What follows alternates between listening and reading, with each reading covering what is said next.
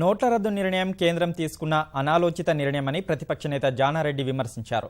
పెద్ద నోట్ల రద్దు నిర్ణయాన్ని స్వాగతిస్తున్నామన్న జానా దానివల్ల ప్రజలు తీవ్ర ఇబ్బందులు ఎదుర్కొంటున్నారని సభ దృష్టికి తెచ్చారు. తాను ఏ పార్టీనో విమర్శించేందుకు ఈ అవకాశాన్ని వాడుకోవడం లేదన్నారు. జానారెడ్డి ఆరోపణలను ముఖ్యమంత్రి తప్పుబట్టారు. కేంద్రాన్ని సభ ద్వారా విమర్శించడం పద్ధతి కాదని స్పష్టం చేశారు.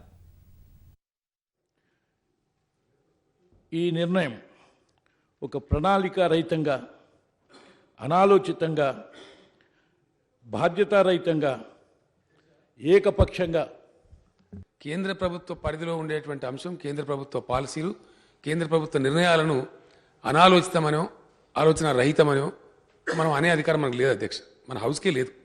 All state and there are rules, రాజ్యాంగం ఉంది. కాబట్టి ఆ కేంద్రాన్ని విమర్శించే పద్ధతి కానీ, ప్రధానమంత్రి గారిని విమర్శించే పద్ధతి కానీ, లేదా పాలసీని చర్చించే అవకాశం తమరు ఇవ్వకూడదని విజ్ఞప్తి చేస్తా ఉన్నా అధ్యక్ష. అది మన సభ గౌరవానికి భంగం కలిగిస్తుంది.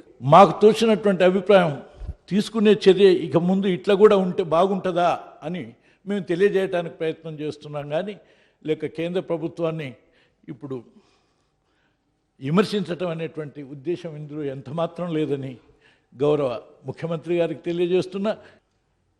ఆనాడు ఉన్నటువంటి యూపీఏ ప్రభుత్వం 2005కు ముందు ఉన్నటువంటి నోట్లను రద్దు చేయాలి అనేటువంటి అంశం పార్లమెంటు ముందర చర్చ వచ్చింది అధ్యక్ష.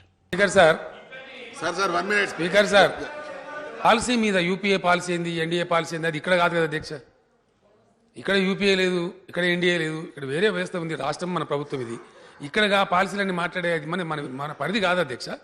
దయచేసి అది తమ రికార్డు నుంచి కూడా తొలగించాలి అధ్యక్ష. ఏది తీసేయాలంటే అది తీసేసేయండి, ఏది ఉంచాలంటే అది ఉంచండి, మాకేం అభ్యంతరం లేదు అధ్యక్ష. కానీ